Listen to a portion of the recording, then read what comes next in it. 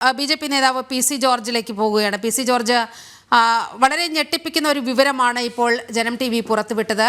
ഈ അനധികൃതമായി സാമൂഹ്യ സുരക്ഷാ പെൻഷൻ കൈപ്പറ്റിയവരുടെ വിവരങ്ങൾ കൈമാറില്ല എന്ന ഉറച്ച നിലപാടിൽ സംസ്ഥാന സർക്കാർ നിൽക്കുകയാണ്. അത്തരത്തിൽ വിവരങ്ങൾ, ആ ജീവനക്കാരുടെ വിവരങ്ങൾ പുറത്ത് പറയുന്നതിൽ സർക്കാരിന് എന്താണ് ഇത്ര വൈമുഖ്യം?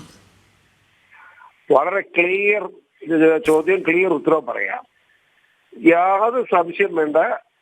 അത് മുഴുവൻ CPM അനുകൂല സംഘടനപ്പെട്ട ആളുകളാണ് ഈ കാശ് കളിപ്പിച്ചതിൽ ഭൂരിപക്ഷവും. 190% അവരാണ്. CPM അനുഭാവികളോ CPM-നുമായി ബന്ധപ്പെട്ടവരുമാണ്. അപ്പൊ പിന്നെ അവരുടെ പേര് പുറത്തുള്ളവരെ അപമാനിക്കാൻ തയ്യാറാവുമോ? സാമൂഹ്യക്ഷേമ പെൻഷൻ മോട്ടിക്കുക എന്ന് പറഞ്ഞ ഇവരൊക്കെ മനുഷ്യനാണോ? ഒന്ന് ആലോചിച്ച്. അപ്പൊ യാതൊരു ന്യായമില്ലാതെ കേരളത്തിലെ ജനങ്ങളെ, ആ പ്രൊഫസർ മേരി ജോർജ് പറഞ്ഞല്ലോ, അത് മുഴുവൻ സത്യ. അതായത് ഇതാരാ കാശടക്കേണ്ടത്?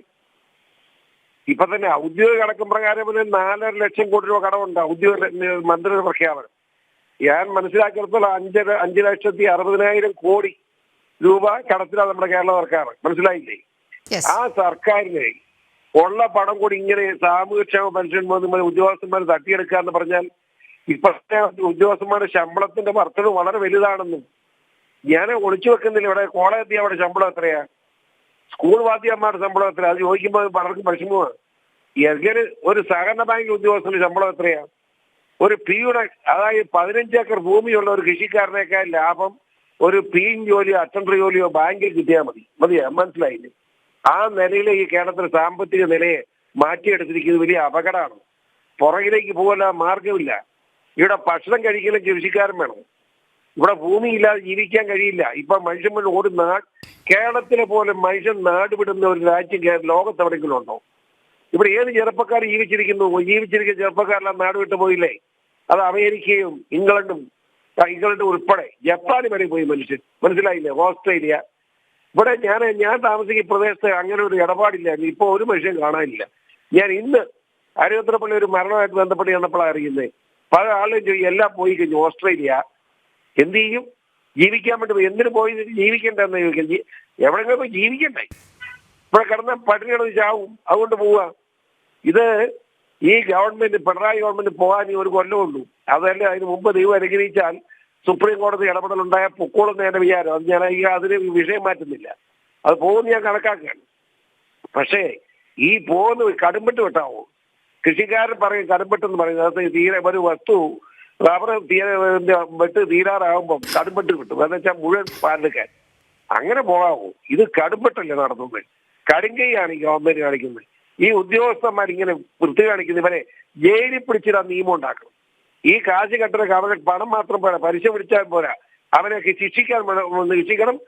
സാമ്പത്തിക ശ്രീ പി സി ജോർജ്, ധനമന്ത്രി KN ബാലഗോപാൽ പറയുന്നത് മനഃപൂർവ്വമല്ലാത്ത ചില വീഴ്ചകൾ ഒരുപക്ഷെ ഉണ്ടായിട്ടുണ്ടാകാമെന്നാണ്.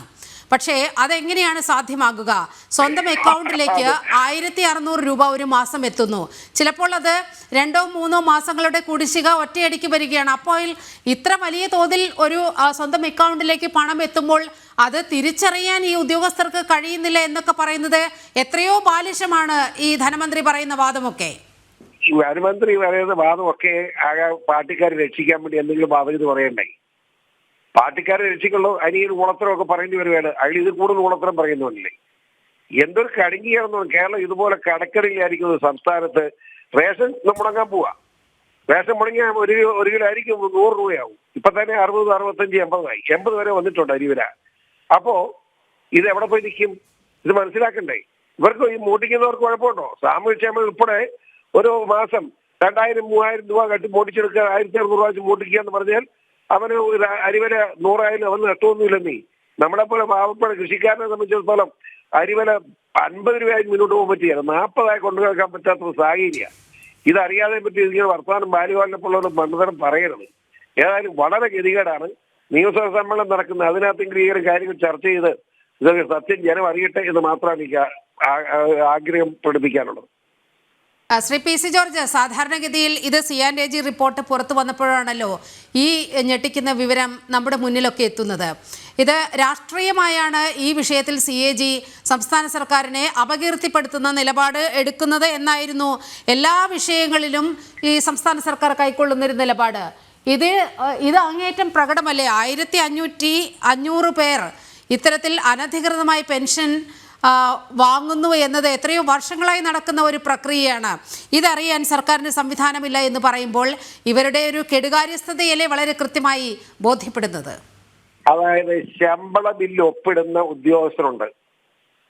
എന്റെ ശമ്പളം എനിക്ക് തന്നെ എഴുതിയെടുക്കാം, അങ്ങനെയുണ്ട്. എന്നാൽ ബഹുഭൂരിപക്ഷ ഉദ്യോഗസ്ഥന്മാർ ശമ്പള ബില്ല് ഒപ്പിടുന്ന ഓഫീസിലെ ഹെഡാണ്. അങ്ങനെ അറിയുന്നില്ല ഇത്. അങ്ങനെ അറിയാതാണ് ഇത് പോയത്.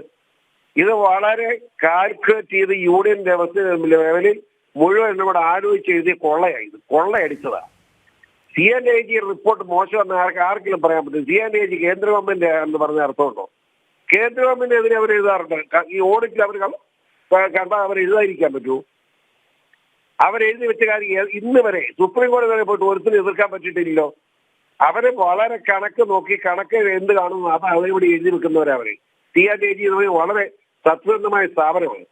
ആ സ്ഥാപനത്തെ പറ്റി ഇങ്ങനെ വൃത്തികൾ പറയുന്ന ബാലഗോപാലന്മാർക്ക് നല്ലതല്ല. എവൻ പറഞ്ഞാൽ മോശമാണ്. മനസ്സിലായില്ല? ഇത് ജനങ്ങളെ കളിപ്പിക്കുന്നത് തുല്യമാണ്. ഏതായാലും ഇത്ര കോടി രൂപ നമുക്ക് ഖജനാവിന് നഷ്ടപ്പെടുത്തി ഉദ്യോഗസ്ഥന്മാരുടെ പേരിൽ കാശ് തിരിച്ചു പിടിച്ചാലും പരിശീലനം ഉൾപ്പെടെ പിടിച്ചാലും പോരാ. ഈ ശമ്പള ബില്ല് ഒപ്പിട്ട് കൊടുത്ത ഉദ്യോഗസ്ഥന്മാർ ആരും നോക്കി ഇത് സംഘടിതമായ ഗൂഢശ്രമത്തിന്റെ ശ്രമമാണ്. ഇവന് എല്ലാം സർവീസിൽ നിന്ന് പിരിച്ചുവിടാൻ ഉൾപ്പെടെയുള്ള നിയമ നടപടിയിലേക്ക് പോകണം എന്നാണ് എന്റെ അഭിപ്രായം. വളരെയധികം നന്ദി ശ്രീ പി സി ജോർജ് ഈ ഘട്ടത്തിൽ ഈ വാർത്തയോട് പ്രതികരിച്ചതിന്.